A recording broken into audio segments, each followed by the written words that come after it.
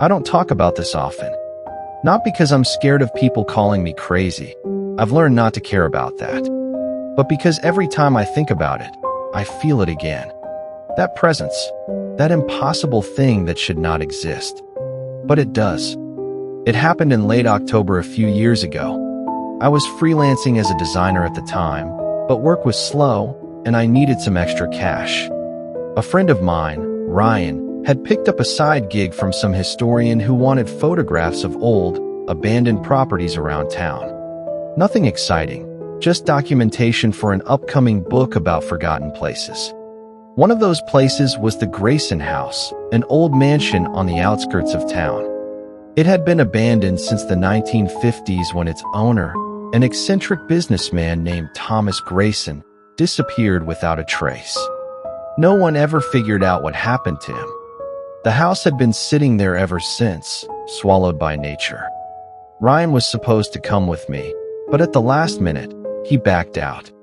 Said something about feeling off about the place. I laughed it off, told him he was being dramatic, and decided to go alone. I shouldn't have. I drove out there in the late afternoon, but by the time I arrived, the sky was already dimming.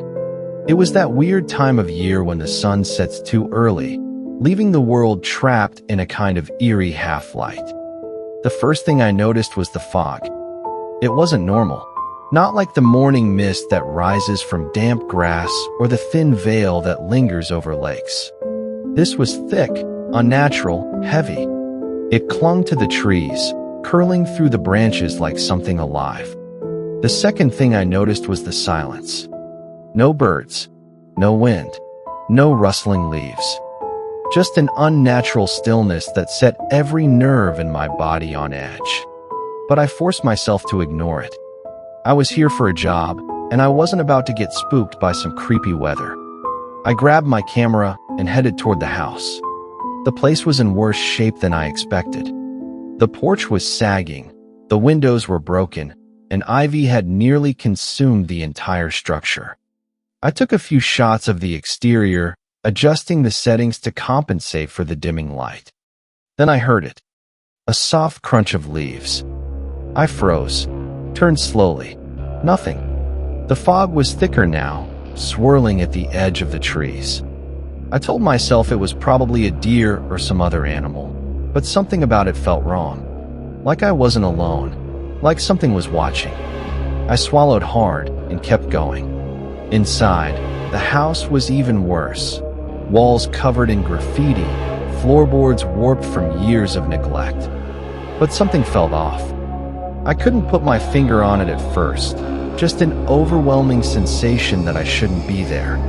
I moved carefully through the rooms, snapping photos, trying to ignore the gnawing unease in my stomach. Dust floated in the air, caught in my flashlight beam, and every creak of the old house sounded too loud. Then I heard it again. A soft movement, a breath.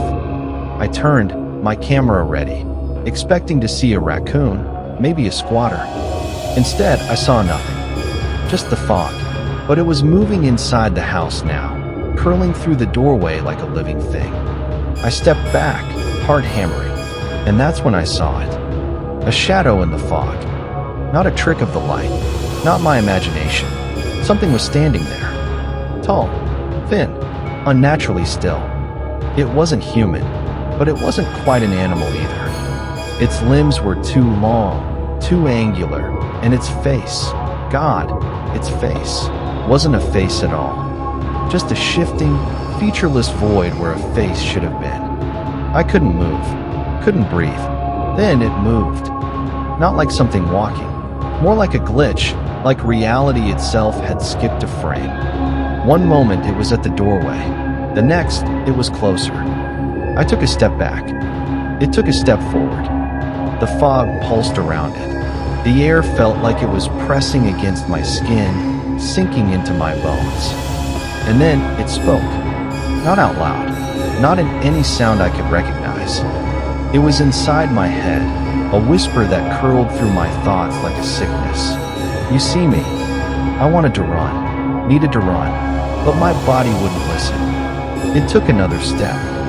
Something cold touched my arm. Something cold touched my arm. Not physically. No, it was something deeper, something inside me. A pressure, a sensation like something reaching through my skin, through my very being. And then, I was in my car. Headlights on. Engine running. I don't remember running. Don't remember getting in. Just an overwhelming certainty that I had to leave before it decided I shouldn't. I didn't stop driving until I was back in town. The next morning, Ryan called. He said he had a nightmare about the house. About something in the fog. I didn't tell him what happened. Instead, I checked my camera. Most of the photos were fine, until the last few. The ones I took just before I saw it. They were corrupted, distorted lines, glitching pixels, nothing but static. Except for one single image.